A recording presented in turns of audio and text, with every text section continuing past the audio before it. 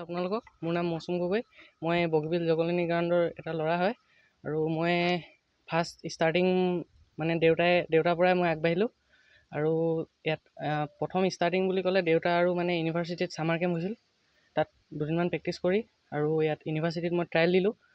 ট্ৰায়েলত পাছ কৰি যে মোক তুলিব স্পৰ্ট একাডেমীত লৈ গ'ল। তাত 2 বছৰ প্ৰেক্টিছ কৰি মই ষ্টেট ৰিপ্ৰেজেণ্ট কৰিবলৈ চান্স পালোঁ আৰু তাৰ পৰা আহি মই ইয়াত NIL-ত জইন কৰিলোঁ। NIL-ত জইন কৰি ফাৰ্ষ্ট টীম আমি ফাৰ্ষ্ট গ্ৰুপ হয় আছামৰ নৰ্থ ইষ্ট জোন খেলিলোঁ। তাৰপৰা নৰ্থ ইষ্ট জোন খেলি আহি কিনে মোক কেৰেলালৈ কল আপ আহিল, কেৰেলাত খেলো ইণ্ডিয়াৰ কাৰণে। তাত গৈ কিনে মই তাত 1 মাহমান থকা হ'ল। তাৰপৰা আহি মই 11 ষ্টাৰত আকৌ মানে আহি আছাম ইউথ লীগ খেলিলোঁ। আছাম ইউথ লীগ খেলি অহাৰ পাছত মোক দিল্লীৰ পৰা হেড অফিচৰ পৰা কল আহিল যে তুমি এনেকৈ চাউথাম্পটন ফুটবল ক্লাবলৈ ইংলেণ্ডলৈ যাবলৈ চান্স পাইছা। তো তেতিয়া তাৰপিছত যে ক'লে তুমি যাব পাৰিবানে বুলি সোধাৰ পাছত মই ঘৰৰ লগত কথা পাতি জনাম বুলি কৈ ঘৰৰ লগত কথা পাতি মই বাকীখিনি মানে প্ৰচেছ আগবঢ়ালোঁ। এতিয়া কোনটো দলৰ হৈ পিনে তুমি খেলিবলৈ পাইছা? দল মানে মোৰ এতিয়া one type of India represent কৰাই হ'ব আৰু ছাপোৰ্ট কৰিছে বাইচিং ভুটীয়া হয়। বহুত আশীৰ্বাদ দিছোঁ। এই আশীৰ্বাদটো চিৰকৃতজ্ঞ হওক। ইমানেই ভাল পাইছোঁ ভাষাৰে ক'ব নোৱাৰোঁ। আজি আমাৰ এনেকুৱা ভিতৰুৱা অঞ্চলৰ ল'ৰা এটা নিজৰ যোগ্যতাৰ ভিত্তিত কোৱান্টিটি বিচৰা নাই, ই কোৱালিটি বিচাৰিছে। ইকুৱালিটি বিচাৰি নিজৰ কৰ্মদক্ষতাত আজি আমাৰ ইয়াৰ পৰাতো সপোন অগোচৰ হয়, কিন্তু আজি ই নিজৰ কোৱালিটি নিজৰ যোগ্যতাৰ ভিত্তিতে এটা চাউথাম ক্লাব বুলি কয়, 16টা ক্লাব আছে ইংলেণ্ডত। লিভাৰপুল, মানচেষ্টাৰ ইউনাইটেড, চাউথাম আৰু বহুত আছে, মই ইমান মনত নাই।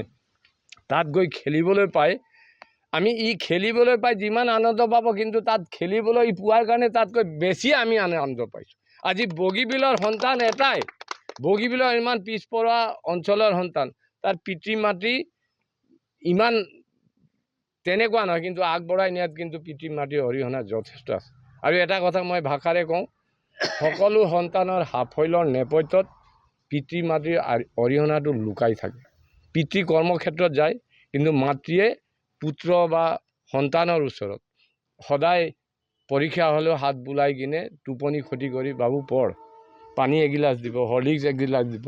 তেনেকুৱাই মাতৃয়ে কৰাৰ কাৰণে আজি এই সুসন্তানটো মানচেষ্টাৰ চাউথাম ক্লাবত যাবলৈ পাইছে।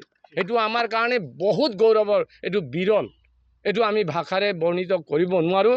এনেকুৱা ইয়াৰ পিছতো যদি কোনোবা আমাৰ ওলায়, তাতকৈ আমাৰ আৰু আনন্দৰ বিষয়টো একো হ'ব নহয়। আমি আশীৰ্বাদটো বহুত দিছোঁ, ভালকৈ হৈ অসমৰ লগতে ভাৰতবৰ্ষৰ নাম উজ্জ্বল কৰক। ইয়াৰ পিছত ইয়াৰ ভাই ককাইবিলাককো লৈ যাওক। ধন্যবাদ জ্ঞাপন কৰিছোঁ যে আমাৰ ভাইটিক এনেদৰে আপোনালোকে এনেকুৱা ঘৰত আহি পিনি তেওঁ যি কাইলৈ যি ইংলেণ্ডলৈ যাব, তেওঁক এতিয়া উৎসাহ জনাবলৈ অহাৰ বাবে আপোনালোকক ধন্যবাদ জ্ঞাপন কৰিছোঁ।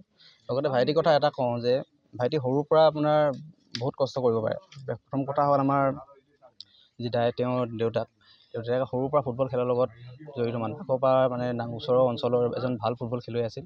তেখেতক দেখিয়েই অনুপ্ৰেৰণা পাইছে আৰু আমাৰ ভাইটিৰ প্ৰথম গুৰু হ'ল তেখেতৰ পিতৃ যিখিনি কষ্ট সৰুৰ পৰা দেখি আহিছে, এই কষ্টখিনি বলতে আজি ইমানখিনি আগবাঢ়ি যাবলৈ সক্ষম হৈছে।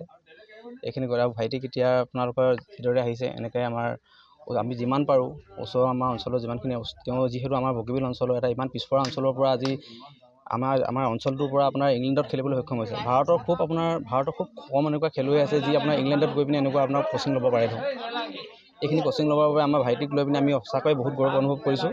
লগতে আমাৰ ওচৰৰ অঞ্চলত আমি সকলোকে আমি এটা অনুৰোধ কৰিছোঁ যে ভাইটিক আগবাঢ়ি যোৱাৰ ক্ষেত্ৰত, এই অঞ্চলটোৰ নাম উত্তৰণৰ ক্ষেত্ৰত আমাৰ যাতে আমাৰ বগীবিল এই পিছপৰা অঞ্চলটোৰ লগতে আমাৰ জামিয়া বগীবিলৰ ওচৰত যিখিনি অঞ্চল আছে, লগতে ডিব্ৰুগড়ৰ লগতে অসম তথা ভাৰতৰ আমাৰ নাম যাতে ভৱিষ্যতে উজ্জ্বল কৰিব পাৰে বিশ্ববাসীৰ আগত, তাৰ বাবে আমি সকলোকে ভাইটিক উৎসাহ দিব বাবে আমি আপোনালোকৰ সংবাদ মাধ্যমৰ জৰিয়তে অনুৰোধ জনালোঁ।